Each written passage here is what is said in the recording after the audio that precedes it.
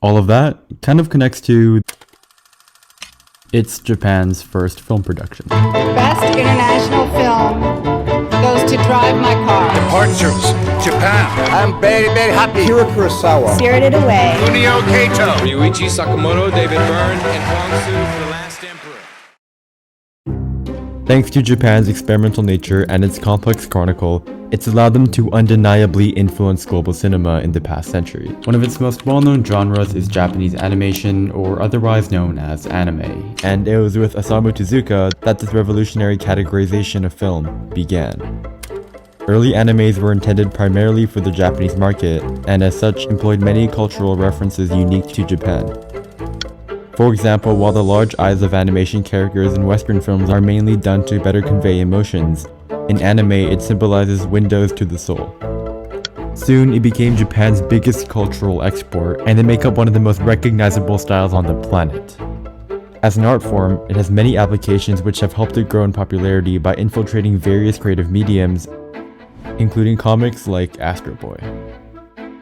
And it's been introduced to the Western world through well-known series on platforms such as Netflix and YouTube, especially in the past 50 years.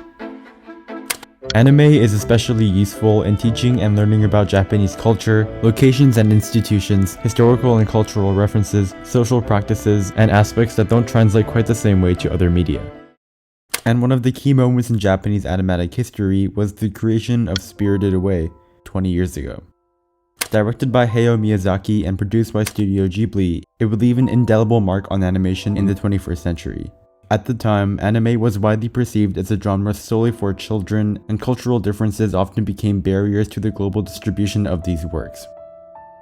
It shattered preconceived notions about the art form and proved that, even a film created in Japanese with elements of Japanese folklore central to its core, it could still resonate deeply with audiences around the world. It retains its bewitching power as an extraordinary gateway into anime as a unifying form, and into themes of environmentalism, supernaturalism, and humanity that are deeply rooted throughout Miyazaki's works. It also highlights the contrast against common Western films that usually revolve around the good and bad. Films like Spirited Away blur this line, a much more accurate reflection of the real world. Arguably one of the most influential filmmakers in Japanese cinema and the entire film industry is Akira Kurosawa. In particular, he influenced a classic American staple, the Western. Most are heavily inspired by his work, and many are often considered loose remakes. In terms of cinematography, his use of rain to dramatize a scene is seen in countless blockbuster films. His popular directorial debut was released during World War II, but it was after the war when he truly gained fame. Although receiving lukewarm reviews from critics in Japan, Rashomon was exposed to Western audiences through the Venice Film Festival in 1951. There it received critical acclaim, marking the beginning of the world's interest in Japanese cinema. The most striking aspect of the film was its unique use of character perspective, where the film was divided into 4 equally conflicting recounts of a crime.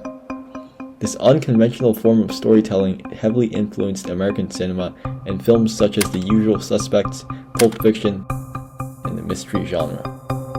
What this film honestly presents is the inherent dishonesty of human nature and their embellishment of past events. This contributes to the themes of imagination and egoism, which support the framework that there is no objective truth. Often dubbed the true successor to Kurosawa, Takeshi Kitano rose as a prominent filmmaker of a new era in Japan.